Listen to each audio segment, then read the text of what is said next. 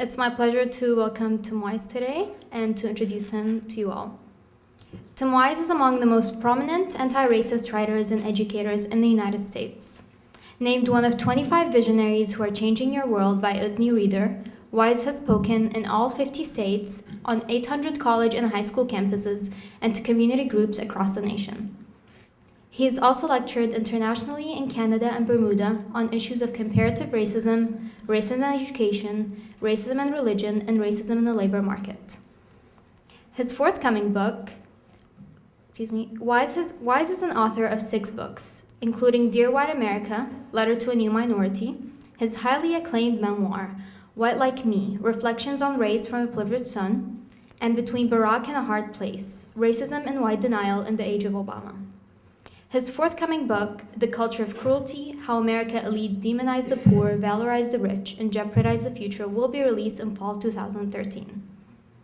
Wise has provided anti-racism training to teachers nationwide and has conducted training with physicians and medical industry professionals on how to combat racial inequalities in healthcare. He has also trained corporate, government, entertainment, military, and law enforcement officials on methods of dismantling racism in their institutions, and has served as a consultant for plaintiff's attorney in federal discrimination cases in New York and Washington state. In summer 2005, Wise served as an adjunct faculty member at the Smith College School of Social Work, where he co-taught a master's level class on racism in the United States. In 2001, Wise trained journalists to eliminate racial bias in reporting as a visiting faculty and residence at the Poynter Institute in St. Petersburg, Florida. From 1999 to 2003, Wise was an advisor to the Fisk University Race Relations Institute in Nashville, and in the early 90s, he was the youth coordinator and associate director of the Louisiana Coalition Against Racism and Nazism, the largest of many groups organized for the purpose of defeating neo-Nazi political candidate David Duke. Wise graduated from Tulane University in 1990 and received anti-racism training from the People's Institute for Survival and Beyond in New Orleans. Wise has appeared on hundreds of radio and television programs and in several documentary films, including Vocabulary of Change, a public dialogue with legendary activist and scholar Angela Davis; Race 2012, a PBS special on race and politics in America; Who is Black in America?, a CNN special with Sauldat O'Brien; and 2 World Trust documentaries, Making Whiteness Visible and Cracking the Code. White Like Me, a feature-length documentary exploring Wise's personal biography and political analysis produced by the Media Education Foundation, is scheduled for release in April 2013. Tim and his wife Kathy are the proud parents of 2 daughters. It is my pleasure to welcome Tim Wise to the UAB stage.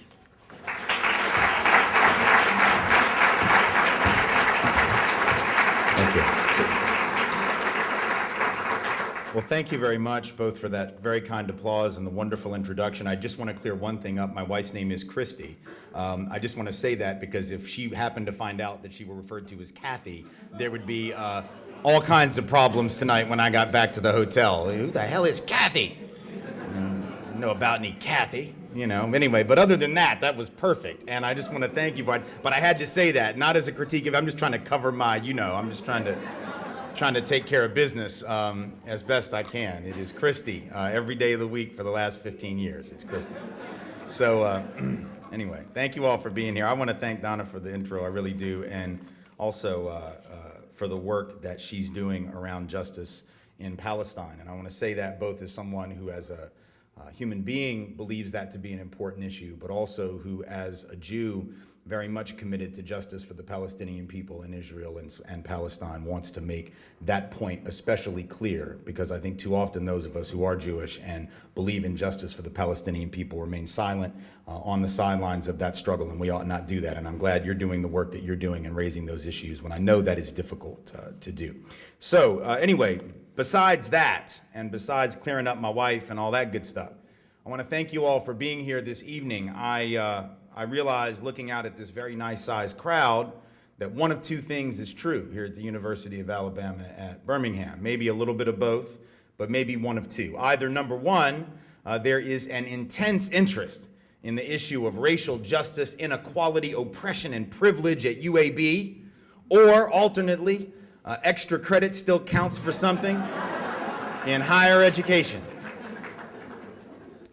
But I'm okay with it. It doesn't matter. Look, it's cool, whatever. Like, extra credit, yay, it doesn't matter. Like, I don't care if you came for the extra credit or the lemonade. They got lemonade in the back and some bread, it looks like, some kind of sweet something you can eat. It doesn't matter whether you came for the perks, be they academic or dietary, or whether you came because these are the issues that get you out of bed in the morning. The outcome is the same. You are here, and I am here for at least an hour. The lights are up, which is to say that if you get up to leave, I'm going to notice, and it is rude, and I'll probably say something. So you might just want to hang tight. Regardless of your motivation for being here, you're trapped now, so hang out for a little bit. I joke about that because I understand at a really visceral level, having done this work in some capacity for 23 years and 17 of those on the road, speaking around this country and in other countries as well about issues of racism, that there is nothing about this conversation that's easy for people.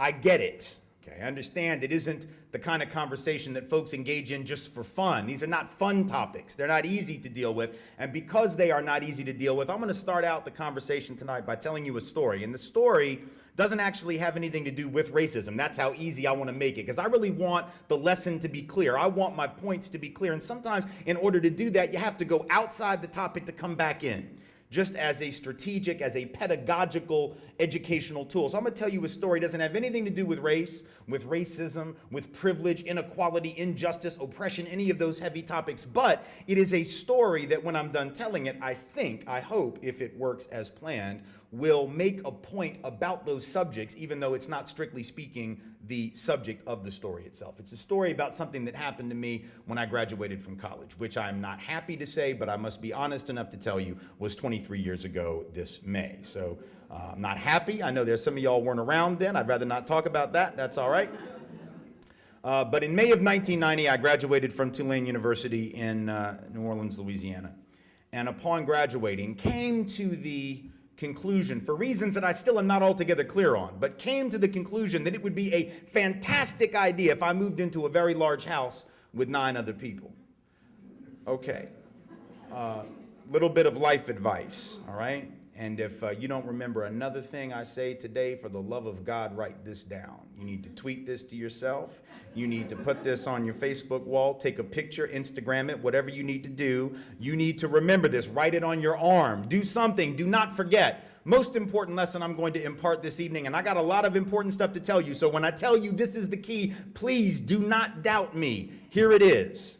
Never should you come to the conclusion, for any reason whatsoever, that it is a good idea to move into a large house with 9 other people, because it is not going to be a good idea. It's going to be a horrible, the worst idea you ever had kind of idea. It is not going to work out. You may think it's going to be all fun. We thought it would be real cool because at the very least we would save money. That was what we were thinking about, because when you get out of college, you're going to be broke. Surprise. And anyway, there we were with not 2 nickels to rub together, but we didn't need a lot of nickels because we were living 10 to a house. Rent was $525 a month. I don't mean per person, I mean total, right? Even in $1990, and I realize there are folks in the room that don't remember, but the folks who were here who do, they can tell you, even in 1990, $52.50 per person per month was really good. All right, you take all the utility bills, the cable bill, the water bill, split the groceries up. It was still less than $100 a month per person. So on that level, could not beat it. On that level, this had been a fantastic idea. However, about 6 weeks into our little experiment in communal living, I came to understand why this had been a terrible mistake. And this is how I learned it. I was working downtown, as you heard in the introduction, doing work against David Duke, lifelong white supremacist, neo-Nazi, former Klan leader who was running for public office at that time. I was working downtown in the anti-Duke campaign, come back uptown to where I lived on Robert Street. And as I got off the streetcar, walked 5 blocks into the neighborhood, walked up the steps to my house, right? Walked in, opened the door, was met by this incredible smell. And I mean it in a good way, which when you live with 9 other people, you got all kinds of smells. They're usually not good. This one was excellent. It was the smell of dinner being prepared on the left front burner of our stove by one of the roommates, because one thing I neglected to point out was that we didn't just share the expenses of the groceries, we took turns cooking. We tried to make it like a co-op, like we tried to make it all political. It wasn't political, just a big nasty house. But anyway, dinner was being prepared on the left front burner of the stove by one of the roommates, making a big pot of gumbo. Why? Because it's New Orleans, and that's what you do. Big pot of gumbo, smelled good, man. It even had it was seafood, shrimp, and not many because we were broke, like I said. But it had like 3 shrimp, 3 of those really little bitty shrimp. The shrimp that are so small, they're like freeze dried. I think they make popcorn shrimp look like jumbo shrimp, like make jumbo shrimp look like lobsters. Some of y'all know the kind of shrimp I'm talking about because you're broke too and it's all you can afford. So that was my life, right? Couldn't afford any, but we had 3. We thought we were living really big, seafood gumbo. Yeah, tell yourself whatever you need to tell yourself to get through. And so it looked good and it smelled good, right? And I remember thinking, God, I really would love some. But when my roommate asked if I did want to have a bowl of the gumbo, I actually said no because as it turned out, I'd already had dinner downtown. I didn't know he was making seafood gumbo. If I'd known, I might have waited, but I didn't know, so I'd already eaten. I was full. I said, hey, man, just do me a favor. Take it, put it in a container, and put it in the fridge, and I'll take it to lunch tomorrow because it looks good, He said, cool, I'll do that. I said, fine, great. So I went upstairs, hung out with the roommates, watched a little TV, did whatever we did for fun in 1990. There wasn't much to do. It was the Stone Ages of fun, right?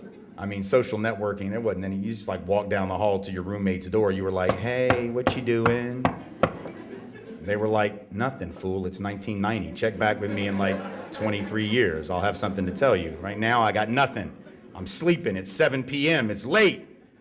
I'm exaggerating, but not by much. There wasn't much, right? So I did whatever we did for fun in 1990, went to bed sort of early, woke up the next morning, 7:30, came downstairs to get coffee to get ready for work.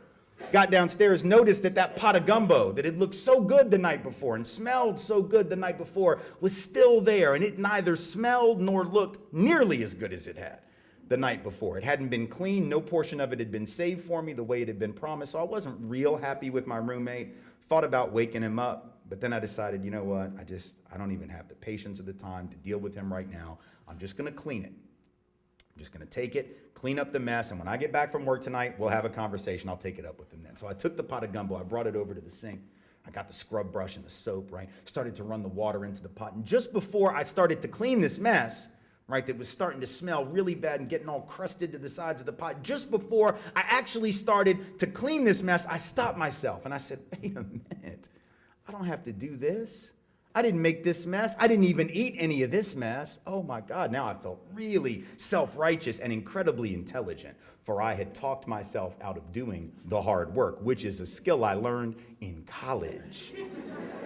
So y'all stay strapped because you will learn this skill as well, right? So I was real proud of myself. I don't have to clean the pot of gumbo. I am ingenious for thinking of that and getting out of that. So I took the pot of gumbo and I said, by God, I'm not doing that. I put it right back on the left-hand side of the stove, marched off to work. Figured I'll let him do it when he wakes up, right? Come back that night about 20 after 6. Walked in to the house. I noticed that one of my other roommates was making dinner for the night on the right front burner of the stove. But on the left front burner, right where it had been now for 24 hours, same pot of gumbo, even more disgusting than it had been 12 hours earlier, smelling worse, looking worse. I looked at my roommate and I said, now you are going to have to explain this to me. How is it that you can make dinner for us on the right front burner of the stove when I'm pretty sure you can smell last night's dinner because it is right there, fool. Why don't you clean that? And he said, hey, man, I wasn't even here for dinner last night. I didn't have any of the gumbo. Then he, also being very bright and college educated, which are of course synonymous, looked right at me and said, did you have any of the gumbo? I'm like, hey, don't look at me, man. Not me. He said, yeah, I didn't think so. Neither did I. So we're not going to clean it, right? You want some lentils and rice? I'm like, yeah, I'll eat that. Had my dinner, cleaned the plate, put it in the dish rack to dry, right? Went upstairs, feeling really good about not having done the work yet again. Did whatever we did for fun in the 1990s, and again went to bed sort of early. And I'd forgotten to set an alarm for the next morning, but here's a tip.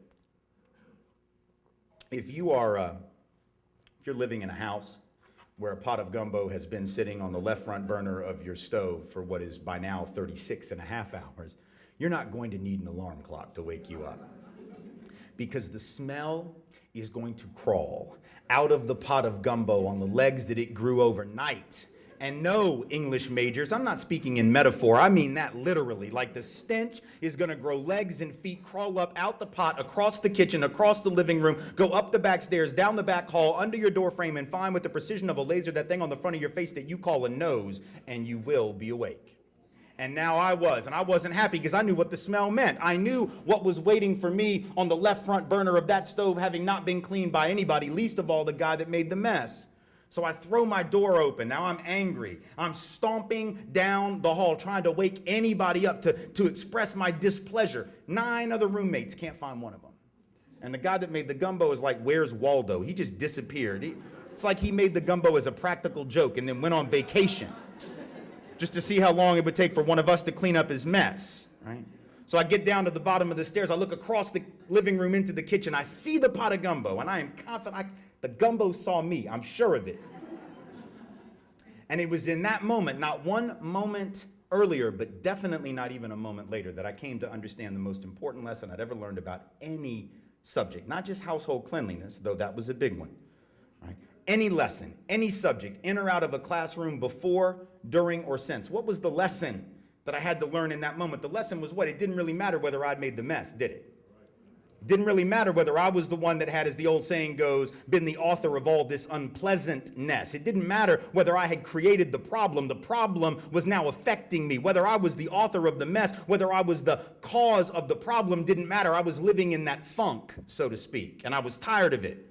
See, the same is true with human society. When we get tired of living in the funk, in the residue of what other folks have done, with or without our involvement, with or without our participation or approval, we will clean it, not because we are to blame for it, because we're the only ones left. And if we don't clean it, it doesn't get cleaned. And you see, in this country, we have inherited the legacy of a lot of funk, a lot of residue of what other folks have done long before we were even born to create a system of inequality that has haunted us for hundreds of years, and the legacy of which we have still not crawled out from to this point. Now, we are not to blame for it. No one in this room is to blame for it. But now, inertia is not just a property of the physical universe, you understand. That which happens in one generation affects the next and the next and the next and the next and right on down the line until a force of equal or greater power pushing against it changes its trajectory, just like a rock or a ball rolling down a hill. Inertia is not just a property of the physical, but also of the socioeconomic, political, and cultural universe. So one has to take the world as one finds it and shape it into the world that one wants it to be, or it will not, of necessity, become that place that you want it to be just because you wish it to be so. And so whether it was me in that house having to clean a mess for which I was not to blame, but which I ultimately had to take responsibility for, or whether it is us as a society taking responsibility and being accountable for the society that we inherit, not out of guilt, but out of responsibility, which is not the same thing. You can look those words up. They're not synonyms, right?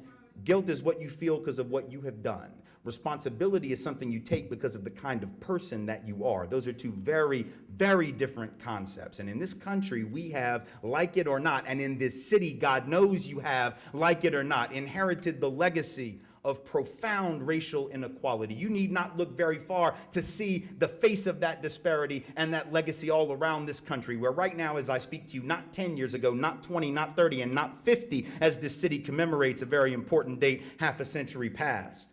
But right now, the typical white family in this country, I don't mean the typical rich white family, I mean the typical right in the middle, what statisticians call the median white family in this country, has 20 times the net worth of the typical African American, 18 times the net worth of the typical Latino family. It is not because we have worked harder. God knows some of the hardest work ever done on this land has been done by peoples of color. It is not because we have prayed harder. God knows. And I don't even have to elaborate on that one. And it is not because we as white people possess some superior investment wisdom that people of color are somehow lacking. I mean, if y'all have not learned anything from the meltdown on Wall Street, let's at least learn this, okay? Here is your takeaway. File this under other important stuff I'm going to say tonight. A handful of rich white men can lose a hell of a lot of money, and they can do it with no help from black people, no help from No help from Mexicans, be they documented or not. No help from Asian Americans, not an indigenous person anywhere in the bunch. Just a handful of the richest, smartest, most educated, MBA having high PSAT, SAT, LSAT, GRE, MCAT scoring white men on Wall Street that lost 12.5 trillion with a T dollars of national wealth. $12.5 trillion lost because of illegal, unethical, and incompetent actions by folks on Wall Street selling financial instruments that don't even actually exist, like derivatives. You know what derivatives are? It doesn't matter, neither did they. That's why they lost $12.5 trillion. Because they had derivatives that were worth something like $800 trillion, which is more than the value of everything on the face of God's green earth. How do you have financial instruments representing more value than actual physical stuff? Because you're just making it up. That's how. And that's how you can lose $12.5 trillion. Now, I know people get upset when I say these were white men. Why do you have to mention that they were white, Tim? That's sort of racist. No, it's just descriptive. And the reason I say it is because I know full well that if that had been black folks, somebody would have mentioned it. If black folks had taken, stolen, or lost $12.5 trillion of, let's be honest, mostly white people's money, somebody would have pointed it out. Black and brown folks can't jack $12.5 trillion worth of white folk stuff and go unnoticed for years. And just to put it in perspective, do you have like any idea how long it would take for all the black and brown street thugs in the history of streets or thugs to steal $12.5 trillion? They would have to have their hand in your pocket 24/7, 365 days a week for like 5,000 years to get that much money. And five millennia later, you'd be like, hey, y'all got $12.5 trillion? And they'd be like, no, not even close. Check back in 2,000 more years. It took the folks on Wall Street 18 months. 18 months, 1 year and a half to lose, squander, and or thieve that much money. Not one of them has gone to jail yet. Poor black or Latino woman takes $40 worth of food stamps to which she is not entitled. She goes away for 10 years. That is the justice system that we have in this country, and that is about race. That is about a legacy that we have inherited, whether we want to talk about it, and I know we don't, or whether we'd rather ignore it, and I know we would. But you can't ignore it because it's your legacy. It's the legacy that continues to haunt us and affect us now. The fact that we're still more afraid of a black male or Latino male crossing the street in a hoodie than we are rich white men driving around in their Lexuses, or I don't know, maybe Lex-I is the proper plural form. I don't know. I'm not a grammarian, but I'm sure somebody in this room can tell me, even though those men are far more dangerous to the health of the global economy than all the black and brown street thugs combined. You see, we're still more afraid of the usual suspects. Why? Because we've been trained to be. We've been taught to be from the time that we were little, you see. And so the folks who actually are capable of doing more damage, who are always the ones that are more powerful, that's not black and brown folks, that's not poor folks of any color, that's not working class people of any color or ethnicity, right? That's the people at the top, at the pinnacle, and the legacy of that is a legacy of inequality. The reason the typical white family has 20-to-1 the wealth, $100,000 is what that translates to, by the way, in raw dollar terms. $100,000 for the typical white family, advantage over the typical African-American family. And even when you only combine and compare, let's say, very similar types of families, so you look at, let's say, African-American families in the top fifth of the income distribution who are actually doing pretty well in terms of their earnings, in terms of their salary, in terms of their income. So you're talking about just upper middle class and affluent black folks. They still have on average about 1/5 the wealth and net worth of comparable white folks. Why? Because even though they got good jobs, even though they got good educations, even though they did all the things they're supposed to do, played by the rules, did everything right, and are out there doing their thing and earning a good living and having a good occupation and all that good stuff, the reality is they're still what? Inheriting the legacy of inequality from parents and grandparents who were not able to accumulate stuff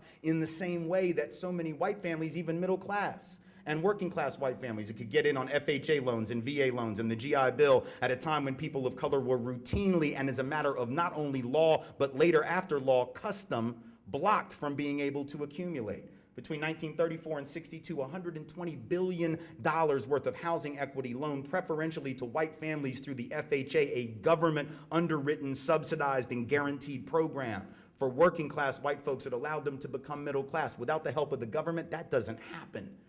If the government gives $120 billion worth of anything to black folks, Or brown folks, what do we call that?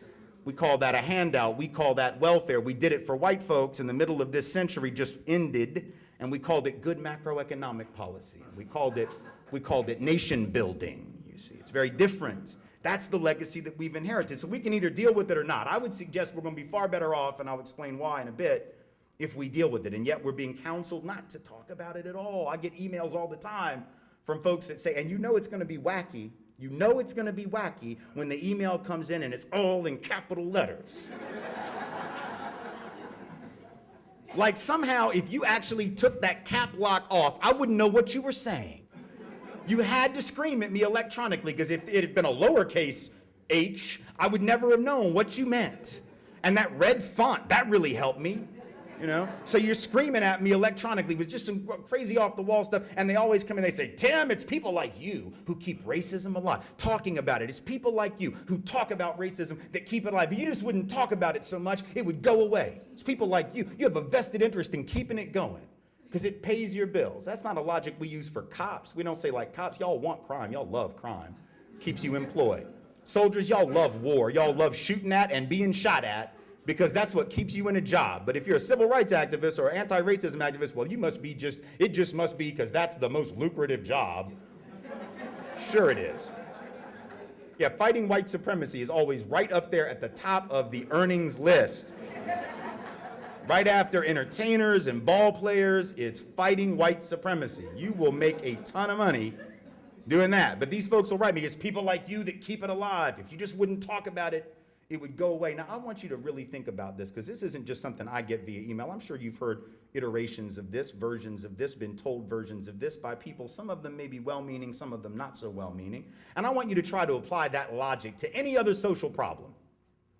Any other social problem on the planet, and ask yourself, would we ever counsel silence as the solution to that other problem? Would anyone ever say that the answer to any other social problem on the planet was to not talk about it? And if you can't think of an example, I'm going to give you one, because I've been using this one for a bit, and it tends to work pretty well. People tend to get the point. If I were to get up here, for example, and give a speech about world hunger, and if I were to say to you something that is true, that every year billions of people around the globe are starving and hundreds of millions will perish because they don't have enough food to eat, and many of those children under the age of 5, would any of you, like in the middle of my speech, think to yourself, shh, damn fool, don't talk about that. If you talk about starvation, children are gonna die. That's how that works. On the other hand, if you would just stop talking about it, food would miraculously appear on the plates of those starving children. My God, what an elegant, wonderful, and utterly inexpensive, in fact, free way to solve the problem of world hunger. Why didn't we think of that? Because it's stupid, that's why.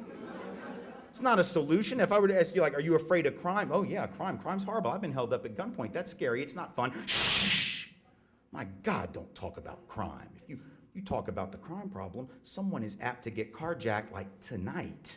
If you just wouldn't talk about crime, that would never happen. We could fire all the cops. We could empty all the jails and prisons. My God, what an easy solution. Why didn't any politician ever advocate utter and complete silence about the problem of crime as a solution to the problem of crime? Because it's stupid, that's why. We wouldn't do it because it doesn't make sense. But somehow on this issue, we believe that the less we talk about it, the better the problem will get. The more we talk about it, the worse the problem will get. That's like blaming your speedometer for the speeding ticket that you got. Right? The speedometer is not what caused you to go 170. It just told you what happened.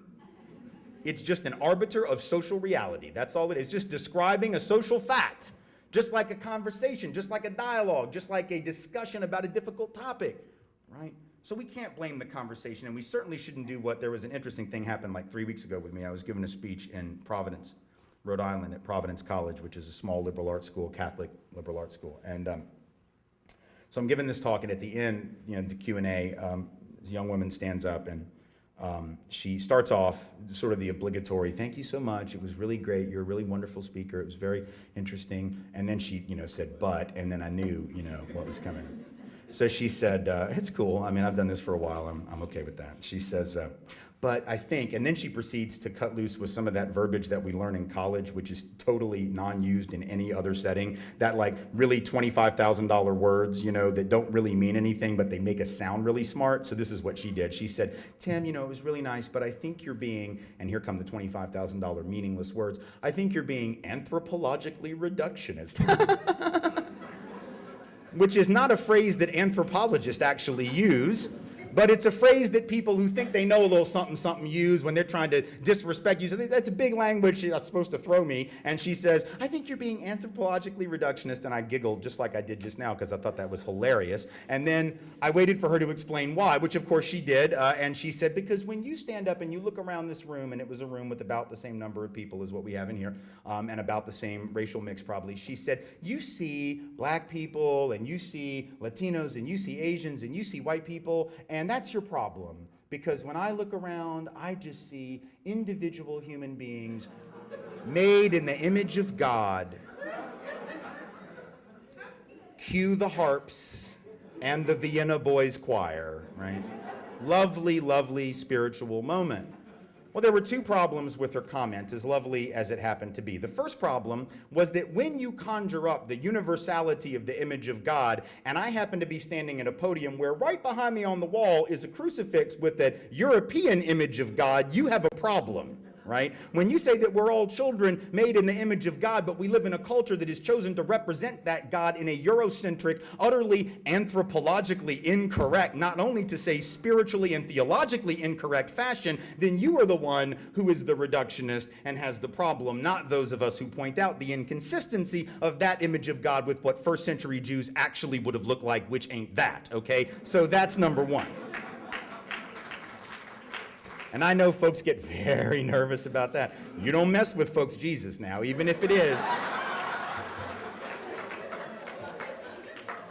Even if it is an anthropologically absurd image of Jesus, even if it is an image of Jesus that was literally changed in the first century after his death by folks who did that quite deliberately, because the earliest representations of Jesus are actually of a medium to dark-skinned North African, which is really what the Middle East is, North African man, not the image that we have been given by Warner Salmon, whose Head of Christ is the most reproduced image of Jesus, very blue eyes, very blondish brown hair. Folks don't like it when you point that out. I get it. But if we're going to have an honest conversation about race and racialized society, we got to deal with why that happened and what that means when you tell little children, whether they're brown-skinned children or white-skinned children, that individual who, at least for Christians, they perceive to be their savior somehow is farther away from them or closer to them based on physical likeness. That's not a neutral image, you see.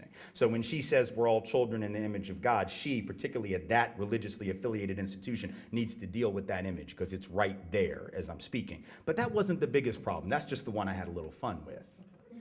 Because in effect, when she decided to insult me by calling me anthropologically reductionist, even though that didn't really sting, because what is that anyway? That's sort of like heckling me. And so I was just basically telling her, don't do that. Like, don't heckle. Because when you do that, when you say something, I'm going to have to just make fun of some stuff. And then I'm like, but here, we'll get to the real point. So once I got done with the white Jesus thing, we moved on to really what was the bigger point, which was that her statement was incredibly naive. Because ultimately what she was saying was that we're just individuals and we should view each other as such. The problem being there's no such thing as just an individual human being. No one has ever lived as a human being, as a member of Homo sapiens. No one has ever survived, existed, been raised to adulthood as an individual. Humans are inherently social creatures. We live in groups. We've always lived in groups. None of you were raised on an island alone by wolves, right? You were raised in social context, and our identities have meaning, whether those are national identities, whether those are racial identities, whether those are gendered and sex identities, sexual identities, whether they are disability versus able-bodied identities, whatever those identities are, they have meaning. If you're white in a society that has historically been a society of white supremacy, that's not a neutral fact. It means something. If you're a person of color in that same place, it's not a neutral fact. It means something. If you're a woman in a system of patriarchy, that means something. If you're a man in that same system, it means something. If you're straight or cisgendered, that latter term, for those who don't know it, the term for those who are not transgendered, cisgendered means that your gender and your sex identity are in line with one another. In other words, consistent with one another and not trans, right? That straight and cisgendered folks Ultimately, the same thing is true, that you don't have to think about the things that other folks think about. And if you're raised in a society of straight and cis supremacy, right, that has meaning. And if you are straight or cisgendered and not LGBT, you also have meaning derived from that identity. If you're Christian in a society that is Christian dominated, that has meaning. If you're anything else, that has meaning. If you're able-bodied in a society that is run by able-bodied folks who are the overwhelming majority, that has meaning. If you're disabled, that has meaning. None of this ought to be controversial. But to this very nice young woman, albeit confused young woman at Providence College, she was assuming that we could take people from their social identities and abstract them as individuals and strip them of all the stuff that actually gives their lives a bunch of different meanings, right? And then act like we're doing justice by them. That we can be colorblind and we can be gender blind and we can be class blind and we can be sexuality blind and we can be blind to all those things. And that's actually a more enlightened stance when in fact it's the opposite of enlightenment, because you can't possibly deal with the consequences of color, the consequences of gender, the consequences of sexuality, the consequences of disability, the consequences of religious minority status or whatever it is, unless you're able to see those things and to talk about those things openly and to speak about them. In other words, what she was doing by talking about individuals in the abstract, she was treating us all, or suggesting that we should treat each other, as dictionary definitions of ourselves. But we don't lead dictionary lives. We lead encyclopedic lives, right? We lead lives that, like an encyclopedia entry, is more complex, more detailed. The dictionary definition is just a line, maybe 2 lines, right? Very abstract. Encyclopedic lives are the lives that we lead. So in fact, we do a profound injustice when we don't see that and when we don't talk about that. But I know it's tough. Because again, whenever we try to talk about it, there's so much pushback, even when the statements being made aren't really that radical. So for example, a couple of years ago, there was this really interesting campaign that I think sums up our problem around this topic in this country really well. It was a campaign that was launched in Duluth, Minnesota. All right? Duluth is a society that, much like Birmingham and a lot of southern towns, I'm from Nashville, so lived in the South all my life, but I'm also very clear that folks in the North and the upper Midwest and the West Coast also have this very tortured history of white supremacy, no less or more so than we do.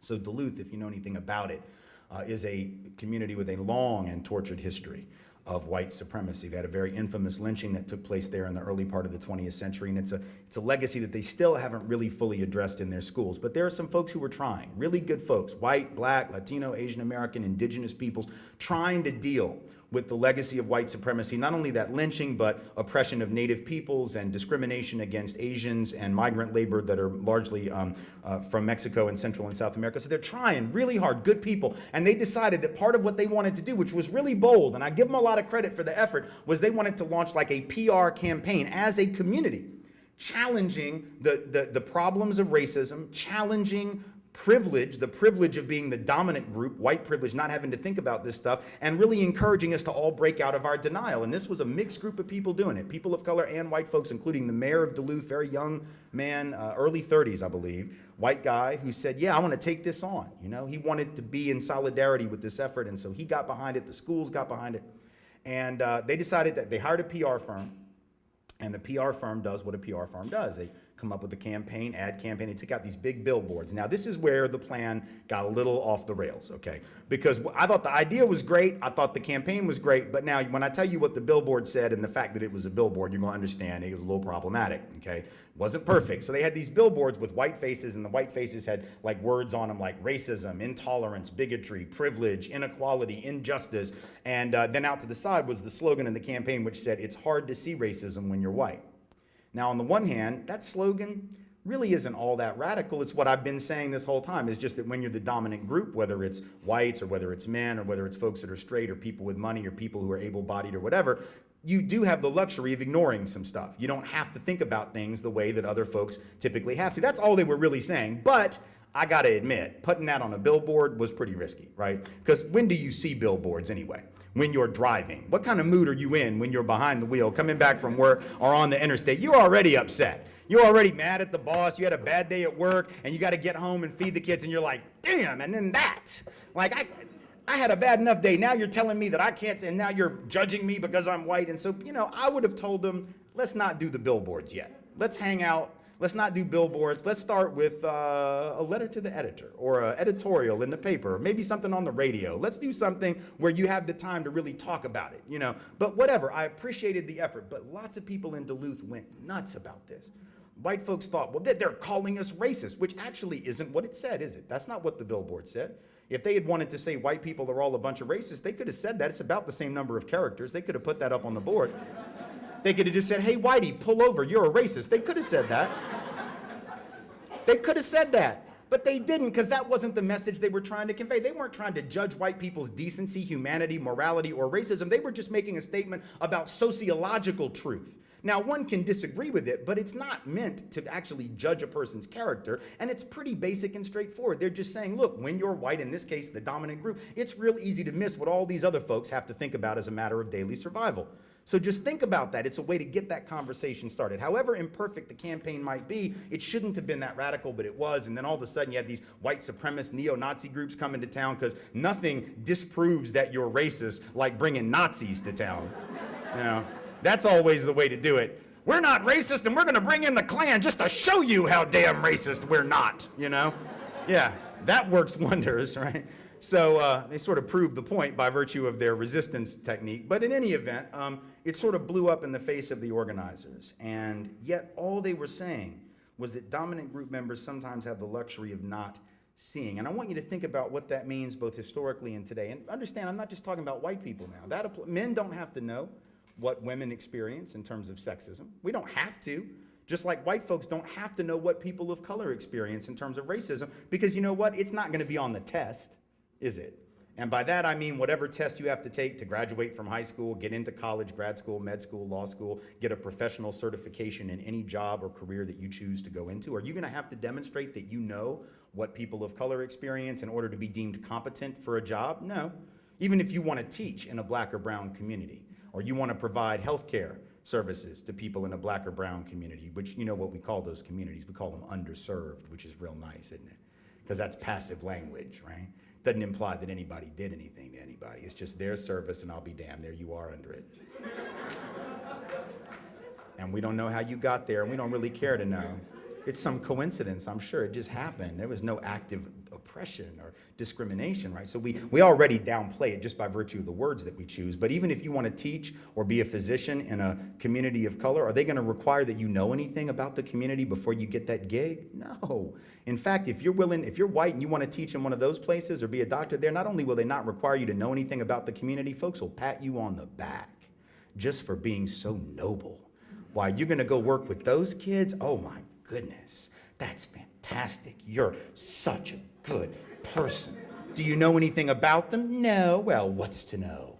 They're brown, they're poor, right? And I'm not trying to say that people who do that work are bad for doing it. I think, look, we got to have good teachers in those spaces. But in order to be a good teacher in that space, whether you're a white teacher or a black teacher or a Latino teacher or an Asian American teacher or an indigenous teacher or anything else, you got to know the people in the community. And you have to know how those institutions have mistreated them historically, or you will never reach them. You will never be able to educate them. You will never be able, more importantly, to liberate them. And yet, that wisdom is not something that you will be required to know in order to get hired in the first place.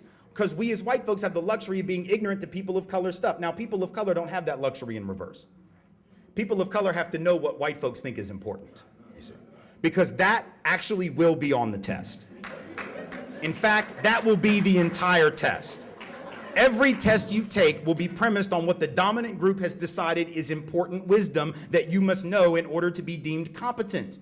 So people of color have to learn white literature, white theater, white poetry, white art. I know we don't call it that, y'all. That's sort of the point, right? When your stuff is the norm, so much so that you don't have to racially designate where it came from, that's sort of the point. You don't have to call it white literature. It just gets to be called literature, theater, poetry, art. For those who were still confused, 11 months from now, February is going to come back around, so let's clear it up. This is why we don't have White History Month, because we have a bunch of them. They just go by these tricky names that we gave them so as to not let on to what we were up to, names like May and June and July and August. Pretty much any month that hadn't been given over to other folks, oh, that's ours. And we don't honestly give up the whole February. I mean, do we really do 28 days of no white folks? No, I don't think so. We just put up some black faces in the room, and talk about them for a couple days. Even the shortest, coldest month of the year, we don't even give that whole month to black people. Still talk about white folks. I'm just teasing, but not really. I'm being serious because the truth is, the point I'm trying to make, aside from getting the cheap laughs, which I very much appreciate, but the point I'm trying to make to you is that when you're the dominant group, you have the luxury of not interrogating the stuff that you take for granted, just by definition. So you don't have to interrogate that the literature you learn and the theater that you learn and the poetry and the art and the history that you learn is overwhelmingly from the dominant narrative. You just take it for granted. Right? A couple years ago, there was a big controversy in San Francisco, and I want to point this out just to make the point. Once again, this isn't just the South.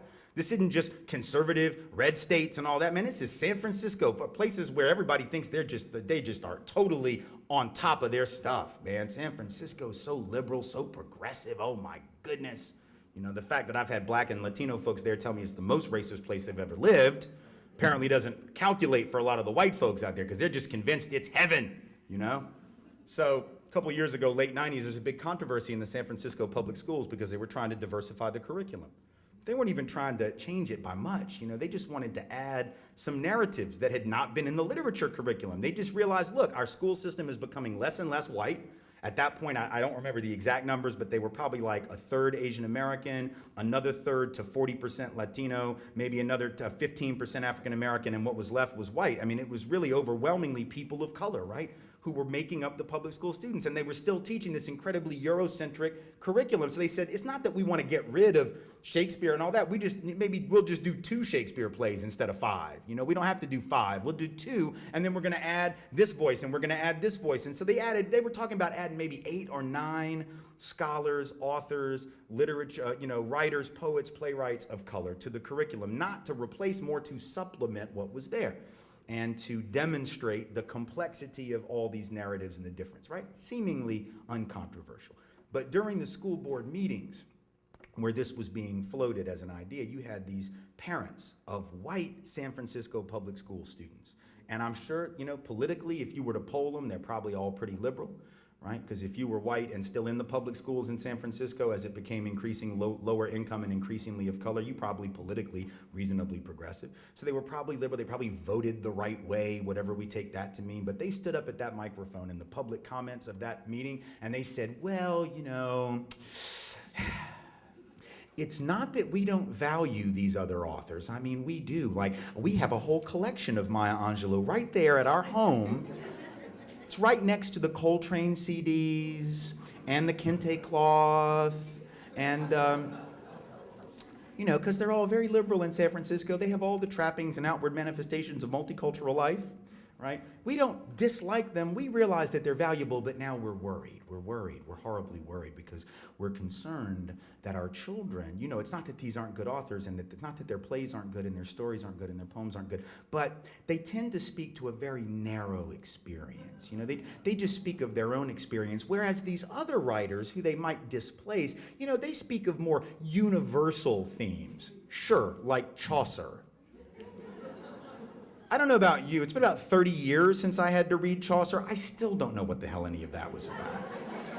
That doesn't mean it's not great literature, but that means it isn't universal, because I'm a pretty smart guy and I still don't know what it says, right? Which is to say, what were they really doing? They were engaging in what Malefiasante at Temple calls the hallmark of Eurocentric thought, right? Which is taking that which is particular to you and assuming that it is universal. When you universalize the particular and you don't even realize that it is particular, that may not be racist in the classic sense, but it is the hallmark of Eurocentric behavior and Eurocentric thought. And that's what we do even like liberal folks, right? Even the white folks who are really progressive and down and vote the right way, again, putting that in quotation marks, make this mistake, not because they're bad people, but because in spite of being mostly good people, which I think most people are, it's real easy to miss the normalcy of your own perspective and to miss that we all come to this discussion with blinders on, with a lens, and that lens is forged in the fires of our experience, and our experience is forged in the fires of our identity, which is to say that our identity affects how we see the world. You don't believe me? Think about the OJ trial. I mean, the first one. I know there have been a couple.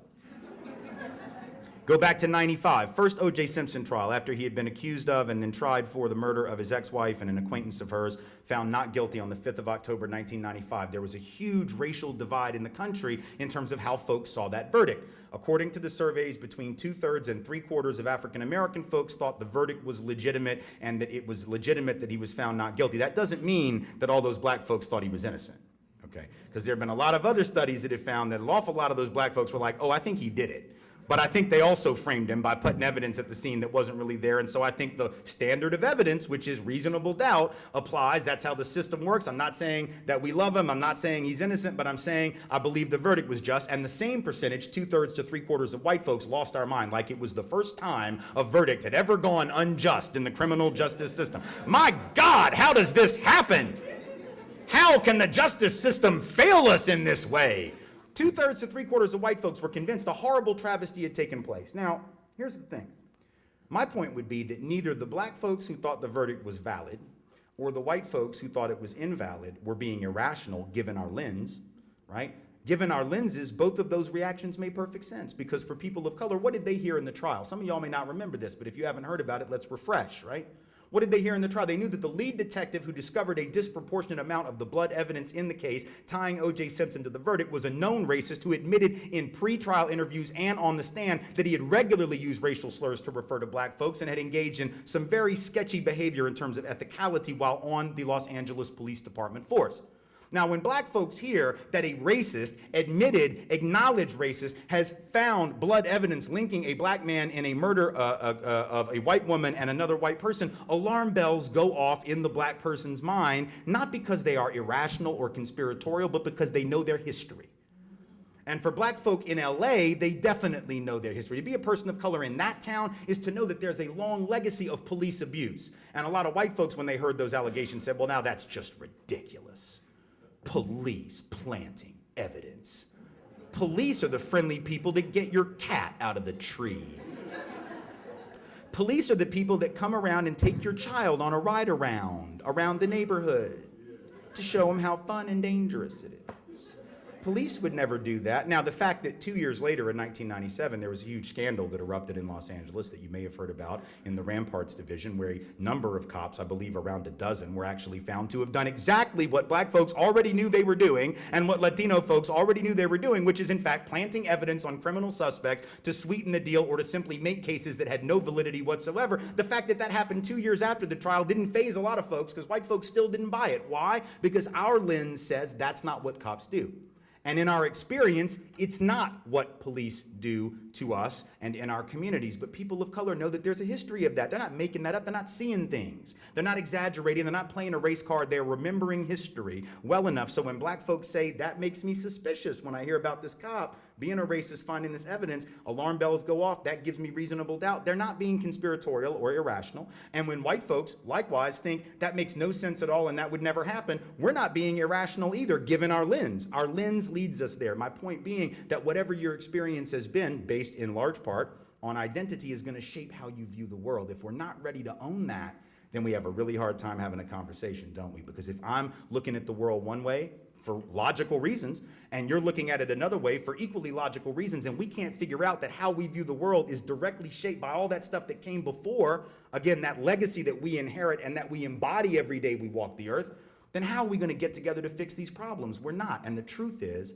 this divide in how we see things and how we understand the world isn't something new. See, it's not just in this so-called post-racial era, because you can almost get it at that level. Like, I can almost understand white folks in particular think, and even some people of color, I can get believing, particularly if you're young, that racism isn't really that big a deal, because you can look around and you can see real outward manifestations of progress and change. You can look back at all that old footage from this city 50 years ago and you can think to yourself, my God, that's ancient. You know, because I know that to young people, like black and white TV footage, man, that might as well be stone tablets, right? I mean, black and white television, what the hell is that? You know, right? So you can look at that and think, oh my God, that was so long ago. See how much progress we've made, and Bull Connor isn't around running tanks through the black community in this town anymore. And we've made so much progress, and after all, we got a black president, so why don't we just stop talking about this? That's what folks will say, which, just as an aside, makes no more sense than for somebody to say that sexism had been eradicated in Pakistan because Benazir Bhutto, a woman, was elected not once but twice in that nation. None of you would think that because of Benazir Bhutto's two-time election in Pakistan that patriarchy had been eradicated there, that sexism had been eradicated in England or Israel or Great Britain or the Philippines either, all of which have had female heads of state. But in this country, because we got a man of color as president, we're supposed to assume that that means the other 90 million people of color in all have fully equal opportunity. In a way, we wouldn't assume that about the women in those other countries just because they had female heads of state. So that argument doesn't make sense. We keep making it. But I get it at least. I get it. Because the progress in some areas is real, and it would be disrespectful to the lives and the memories of those people who died in the struggle in this town and other towns to not acknowledge that progress. So I'm clear on it. But I want us to remember something. You see, it's one thing to deny the problem in 2013. Again, I sort of understand it. Here's the dangerous thing about denial as opposed to ignorance. Ignorance and denial are very different. Ignorance is just when you say, I don't believe there's any racial disparity in healthcare availability in 2013. That's just a statement that's not true. And I can prove it to you that it's not true with study after study. Ignorance is if you say, I don't believe that there are wealth disparities or educational disparities or job disparities between whites and people. That's just ignorance because I can show you that it's not true. And assuming you're remotely open-minded, you'll be able to look at it and go, oh, okay, my gosh, I was wrong. Okay, so I won't say that again. The problem with denial as opposed to ignorance is denial is cultivated ignorance, right? Like ignorance is different. Ignorance is just not knowing. No reason to be ashamed about not knowing stuff. Like I got a 9-year-old and 11-year-old. There's lots of stuff they don't know, right? I mean, I'm 44. There's lots of stuff I don't know. I'm ignorant about calculus. You know why? Because I never took it. Simple, right? I deliberately didn't take it. As a matter of fact, that's how smart I am. I was just like, I'm not taking it. I'm going to construct a whole academic career where I don't have to take it. I don't mean to insult any calculus professors in the room. I'm sure it's a very valuable discipline, but I was just not ready. You know what I'm saying? I just knew I wasn't. And so I'm ignorant. But now I'm not in denial about it. I'm real clear, right? There's no denial. And if I learned if someone taught me calculus, if y'all could tutor me, I probably could learn it. I have the capacity to learn it. But denial's different. Denial isn't about if you know something or if you don't. Denial is about deliberately not seeing that which is right in front of you, even when someone demonstrates it. And so the difference between being ignorant in 2013, which I can almost excuse, is one thing. There's another thing, though, and that is that if you go back 50 years, let's go back to 63. Here we are in a city that is commemorating 50 years since the apex of the Birmingham movement, since the pinnacle of that movement here in the Children's March and afterward throughout the year of 63. In 1963, when that stuff was happening in this city and all across the South and in a lot of parts of this country outside of the South, 1963, a seminal year for the struggle, a year when just about every week there was footage on the news. And keep in mind, there were only 3 stations then. We didn't have 250 HD channels. You know, it was ABC, NBC, and CBS. That's it. So at nighttime, everybody was keyed into one of those. It wasn't like, oh, I don't want to watch the news. I'm going to go to the Golf Channel. There was no Golf Channel. There was no HGTV flipping houses, Real Housewives of fill in the blank, none of that. It was Walter Cronkite and whoever was on opposite Walter Cronkite. And so every week you had images of overt racial oppression. You had images of fascist apartheid, overt white supremacy in the streets of Birmingham and all around the South and all around this country. Everybody knew it was happening. You couldn't not see it. It was right there. And yet here's what's interesting about denial by the dominant group.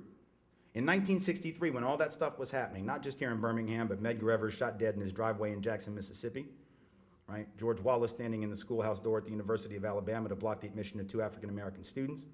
The March on Washington in August of 1963, August 28th of that year. This is the biggest year, arguably, in the history of the struggle. And yet when the Gallup organization went out and asked white Americans a very simple question in retrospect, very simple, asked a large representative sample of white Americans, do you believe that blacks are treated equally in your community? In housing, employment, and schooling. Now again, 50 years later, we can look back and say, well, of course the answer is no. It's obvious, right? We know that. If you spend even a minute in like a middle school history class, you know the answer to that is no, in retrospect. Because it's easy, isn't it, to look back 50 years and go, oh my gosh, it was awful. But what do you think white folks said when the question was put to them then? Not when 1963 was a half a century in the past, but when 1963 was the ever-present reality and the contemporary truth. Well, when Gallup asked that question, 2 out of 3 white Americans, when asked the question, said yes, that black folks are treated fully equally in employment, housing, and education with white folks. Now, in retrospect, we can look at that and go, how could we be so wrong in such, like, that's almost delusional, right? because it was right there, blatant every night. In 62, Gallup asked a different question, even more frightening result. In 62, they asked the question, do you think black children have just as good a chance as white children to get a good education in this country? Asked this of white Americans, and 85 out of 100 said yes. Almost 9 out of 10 white folks, even in 62, said that black kids had just as good a chance to get a good education as white kids. Now, that's nonsensical. And in retrospect, just about everybody in this room and any room to which I speak would acknowledge that that is completely ahistorical, nonsensical, borderline delusional, because regardless of your politics, it's easy to acknowledge it 50 years later. Regardless of your ideological, philosophical predispositions, it's easy to admit it 50 years later. It's no sweat off your back to talk about how bad it was, but at the time, white folks just like us, those of us who weren't around then but are now, who are reasonably rational, reasonably intelligent, and I believe mostly good people, because I think most white folks, most black folks, most everybody are mostly good folks. I actually believe most people don't wake up wanting to hurt people. I think most people wake up and want to do right by folks. I think most people are caring and compassionate and generous and kind. And I could be wrong about all of that. But I have a 9-year-old and an 11-year-old. So I have a vested interest in believing the best of humanity. Because if that's not true, I don't want to know any different. So I start with the assumption that people are good. Could be wrong, but I assume that what that means, that really scares me to death, right? The fact that 85 out of 100 good white people, 85 out of 100 who are mostly decent, mostly functional, mostly capable, reasonably intelligent human beings could not see what was right in front of their eyes, even when it was inarguably true. And if they didn't see it then, what does that tell us about today? See, because it isn't that clear today, is it? A lot of it's more subtle. It's not getting hosed down in the streets of Birmingham, at the side of the park and the church, right? It's not having tanks driven through your neighborhood. It's not being shot down in the driveway of your home like Medgar Evers. It's not that. So because it's not that blatant, it's not that obvious, although every now and then it gets blatant.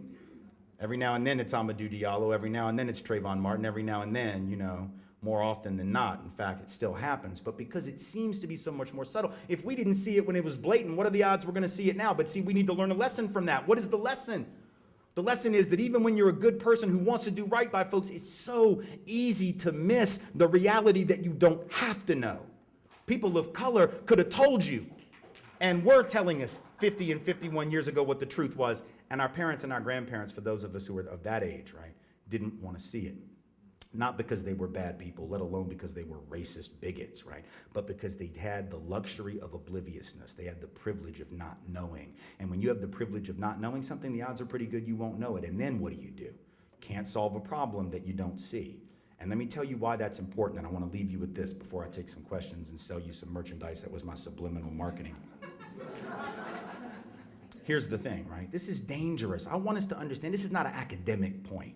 Right? It's not just that I try to not bring an academic style to my talks. It's also that this is not an academic point that we all have a lens. Like, that should be obvious. Like, really, if that's all I told you, it would almost be trite and unhelpful, maybe. But here's the bigger point. The problem with that lens and the obliviousness that we're allowed to rock because of that lens and the denial that we're allowed to stay in because of that lens is incredibly dangerous, not only for people of color, but for white folks as well. And here's why I say that. I want you to think about the economic condition that the country's been in for about 5 years, 6 years. Started in 2007, really by middle of 2008 had gotten really bad. And now we're just starting, to slowly climb out of it, but it's going awfully slow. And there are an awful lot of communities around here and in every state that are still hurting badly, where, white folks and black and brown folks all suffering terribly, upside down in their mortgages, can't afford health care. Millions of white folks in that boat all of a sudden, just like people of color, right?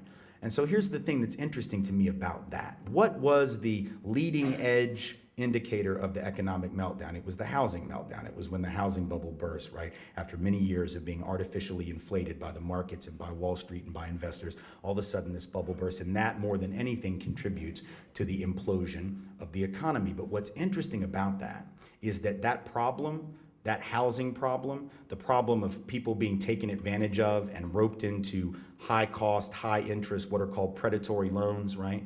That didn't just start 7 and 8 and 9 and 10 years ago. That actually started 15 and 16 and 17 years ago in communities of color, and nobody wanted to talk about it then. You see, 15 and 16 and 17 years ago, when books started to be written and articles started to be written and a few lawsuits were filed, some of them successful, many of them not, against banks and other lenders that were taking advantage of black folks and Latino folk and low-income communities, going into those neighborhoods and giving them loans. Oh yeah, giving them loans. Not like the old days when they would redline neighborhoods and not loan. This was like reverse redlining. Oh, we're gonna come in and we're gonna give you loans. We're just gonna charge you an interest rate that is well above what we charge to white folks with the same credit and the same collateral and the same occupational status, because now we're trying to do you a favor, see? Trying to get you in on the American dream, and that's a very intoxicating thing. So you come in and you tell people, as they started to in the mid to late 90s, almost exclusively in black and brown space, trust us, we'll refi the loan. Yeah, it's a high rate to start, but we can always refi it if the rates go up, and don't worry. But of course, these lenders were pulling folks' legs, because these lenders, a lot of them weren't even banks, it was subsidiaries of banks. So it wasn't Citibank, it was Citi, C-I-T-I, right? And they're the ones in North Carolina that roped so many like 10,000 African-American families were roped into subprime predatory loans in the 90s by Citi, to the point where they were reaping $240,000 per family in additional profits over the life of a 30-year loan. Multiply that times 10,000, you start to see how much money these folks were making. They actually got caught in court and they were found guilty of this behavior. They were found liable for this behavior and had to pay up, but most of the time didn't get caught. And nobody wanted to talk about it. Politicians didn't. And I don't just mean conservative politicians, and I don't just mean Republicans. Bill Clinton's administration did more to deregulate the financial services industry than any administration in the history of this country, to make it more and more possible for lenders to take advantage of people, right? That actually happened less under Republican administrations and other Democratic administrations than it happened under Clinton. So this is a bipartisan shame. This isn't a partisan problem, right? So they deregulate that industry instead of regulating it, and after a while, 5, 6, 7 years of ripping off black and brown folks, because these lenders didn't care. You understand what these lenders were doing, especially if it wasn't a bank. Banks, when they give you a loan, they have to keep, by law and regulation, they have to keep a certain amount of that on their own books. They have to keep it in their own portfolio, right? And that's an incentive to make good loans as opposed to making bad loans, because if you got to keep it on your books, you don't want to take a loss. You don't want this thing to go into foreclosure. You don't want this thing to go belly up. So you have an incentive to give good loans. These independent mortgage brokers didn't care, because there was no connection between the loan and what they were going to get paid. If they gave you a loan, they got their commission before you even got home, Jack.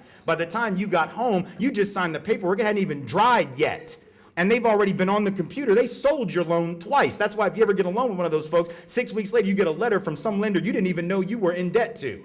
Like, hey, we got your loan, send your money to us. And you're like, what? Yeah, that's what happened. The loan broker who got you the money, they got paid. They don't care if you can pay the note. They don't care if you go belly up, go into default or into foreclosure, because they already made their money. There was a total disconnect between the incentive structures, right, that would normally exist. And so people took advantage. And for all those years, hardly anybody wanted to talk about it, except for some grassroots nonprofit organizations and community groups like Acorn that were lied about by conservative folks in the last election cycle, to the point where that group has now been destroyed by liars, right? But they were the ones who were trying to counsel against these loans. It was Acorn that was actually trying to go in and counsel low-income folks, mostly, but not only people of color, to not get loans that they couldn't afford, trying to actually explain to them what the terms of the loans really meant so they wouldn't get in over their head. Acorn had an incredible counseling program for that, actually one of the best and most effective in the country. The default rate for loans that Acorn helped to acquire for low-income folks had less than a 1% default rate. That's about the best program in the entire country, but now it's gone because the organization has been wrecked by people who tried to blame Acorn for the problem, when in fact Acorn was part of the solution, but nobody else wanted to deal with it. The media didn't want to talk about it, politicians didn't, so what did these lenders do? They started off ripping off black and brown folks, but after 5, 6, 7 years, nobody's stopping them. They said, you kidding? We're not just going to make money in the hood. We'll go out to the suburbs, because we know there's some middle-class people out there want to live like rich folks. They've been watching HGTV. They've been watching Bravo, shows about flipping houses. They think they can do it. They'll just snap up a bunch of investment properties. Places like Louisville, Kentucky, where 40% of the houses in the urban core that are in foreclosure right now aren't owned by the people who live in them. They're owned by white folks in the suburbs who snapped up a bunch of properties for rental, and then they did not pay their mortgage on time. But who gets blamed when those inner city houses go into foreclosure? The people who live there who don't even own the doggone place, right? It's the people who are renting, not the absentee landlords. They don't get the blame. And that's what's happened ever. So these lenders were like, we'll go out to the suburbs. There are some white folks, middle-class folks out there who want to live like rich people. We'll take advantage of them. Then we'll go to the exurbs when we, you know what the exurbs are, right? Suburbs used to be where white folks go to get away from brown-skinned folk. And then we discovered, much to our surprise, that black folks like Olive Garden too, so we had to run further. We were like, damn, you mean they will go to Red Lobster and P.F. Chang's? Well, we got to go even farther out. We're going to create the exurbs now to get away from them.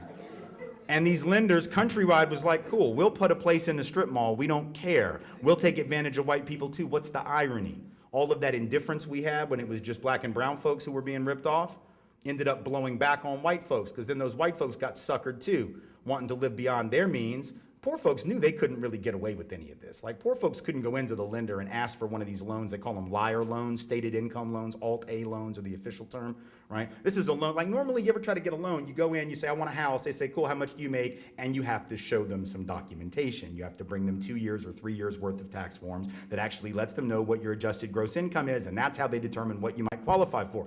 These Alt-A or liar or stated income loans that were so instrumental in the housing meltdown, almost none of which were given to people of color, almost none of which were given to poor folks. They were given to middle class and above white folks who went in and said, yeah, I want to get this house or these 3 houses for investment, and how much do you make? And they were like, $500,000 a year? You need proof? No, because they didn't care. They were going to get their commission regardless of whether you could pay the note. Poor folks knew they couldn't get away with that. Poor folks of any color know you cannot just go around saying you make $500,000 and not proving that. And if you're black and do make $500,000, you still are coming with paperwork. Like, there's no way that people of color are going to walk into a bank or a lender and be like, yeah, I make $500,000. What of it? Give me a house. You're going to bring 10 years worth of tax forms. And you're going to bring one of those black light machines that will show the watermark to prove that the documentation is real, because you know that that won't just be believed because you say it. You see, that was middle class folks who were taking advantage of that system and being taken advantage of by the bankers. And now what's happened? 2 of the hardest hit communities in this country for foreclosures, Nassau County and Suffolk County. That's Long Island, New York. Those are mostly white and middle class spaces. Go out to some of the suburbs around Denver, disproportionately white. The suburbs in Central Valley, California. The suburbs outside of Las Vegas or outside of Reno, Nevada. The suburbs outside of Phoenix, like Scottsdale, Arizona. You see a huge number of white folks who are belly up on their mortgages and their notes, who never thought it would happen to them, but it did. And you know why? Because we didn't take care of business 10 and 15 years ago when it was someone else's pain. Why? Because we didn't have to think about it. We didn't have to care about it. Now it's come back on us. Last story, I promise. A year and a half ago, Newsweek magazine, front page story, April of 2011. So it's 2 years now. April of 2011, cover story about the economic meltdown. There's a picture of a white businessman in a suit with a briefcase sprawled out on a beach, water licking at his ankles, you know, and the title on the Newsweek front cover was Beached White Males, which was pretty clever, I have to say. Very, very clever. Very clever branding and marketing and titling on this. But anyway, if you read the story, it's really interesting. It was about how the economic crisis is real now because it's hitting these people. Now understand, when I say these people, it wasn't working class white folks. Working class white folks have been getting hammered for 40 years. Working class white folks have been getting hammered ever since the manufacturing base of the economy, imploded beginning in about 72, 73, 74. So they don't care about working class white folks at Newsweek any more than they care about people of color. They don't care about poor white folks any more than they care about people of color. They weren't worried about them for the last 40 years, but now that the economy was starting to hit the CEO and the CFO class, the chief financial officers, the upper and middle management, my God, now it's a crisis. That's who that man sprawled on the beach was supposed to represent. So I read the article, and it was fascinating, right? Because they were talking about these executives who had lost their jobs, and they've been out of work 20 weeks, 50 weeks. One of them had been out of work for a couple of years, couldn't find another job. And on the one hand, look, as a human being and as a dad with kids, just like these men were that they were interviewing, I couldn't help but be sympathetic. I don't like to see anybody in pain. Nobody should be out of work for 2 years. Nobody should be out of work for 26 weeks. Man, people are trying to get work, and we ought to have a society and an economy that's predicated on the notion that you get work. But the reality is, there were limits of my forbearance, right? Because he was still rocking his 6,000 square foot house, right? So I was thinking, I'm really sympathetic, but sell the house. You can rent. Some of us do it a really long time. We live to tell the tale, like you can move on. But nonetheless, as a dad, I felt bad for him. And as a human being, and as a man, and as an American, and all of that, I felt bad for him. But what was really interesting was at one point they interviewed this one guy, and he's telling his story about not being able to find work. And he said, when I'm out looking for jobs, because he was talking, he's out there every day pounding the pavement, trying to find work like a lot of people and not finding it. He says, every time I'm out there looking for a job, I feel like there's a big neon sign hanging around my neck that says unemployed bum. And I thought, oh, now that's interesting to me, because I'd like to know where you got the idea that unemployed people were bums. because I know where you didn't get that idea. I know that no other person who was unemployed told you that. And I know that no poor person ever told you that. And I bet my ass that no black person ever told you that. You know who told you that? Folks like you. You know who told you that unemployed people were only unemployed because they were bums who had the wrong value system and didn't want to work? Folks like you. In fact, you might have done it. That last time that you walked by the unemployment line a couple years ago, flung a nickel into somebody's hat and told them to get a job. The last time that you walked by the food stamp or the SNAP line and you told folks to get a job and talked around your CEO and CFO buddies about how these people don't have jobs because they don't want to work. Remember that? Yeah, I think you do. I think you do, because people like that in that elite economic strata are the ones who came up with those lies about poor people. That stuff didn't come from the bottom. That stuff came from the top. And the fact that now that kind of mentality is coming to bite on the rear end, some of the people who propagated it, is the walking definition of irony. And it is also incredibly sad and incredibly dangerous, because what it tells us is what? If we allow our society to be one of indifference and denial, where we don't talk and think about oppression and marginalized peoples, because after all, that's not us.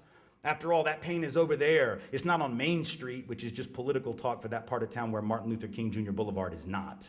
Right? That's what Main Street is. It's just that other part of town.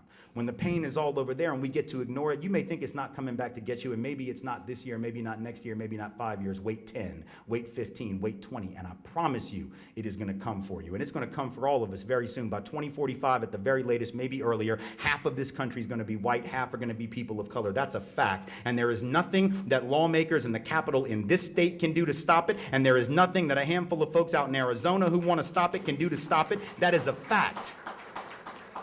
And it doesn't matter how you feel about it. That's the beauty of this thing. It doesn't matter how you feel about it, whether you like it, don't like it, whether the people in your church, synagogue, mosque, community organization, workplace, on your block, at your family reunion. I don't care. That's the beauty of it. I know there are some old white folks in Arizona, God love them, who don't like it. And I also have been out there. I know the average age out there for those folks is about 137. So they can say all day long that they want their country back. They can't have it. It is not theirs. Their country is gone, and God thank us for that. Thank God for it.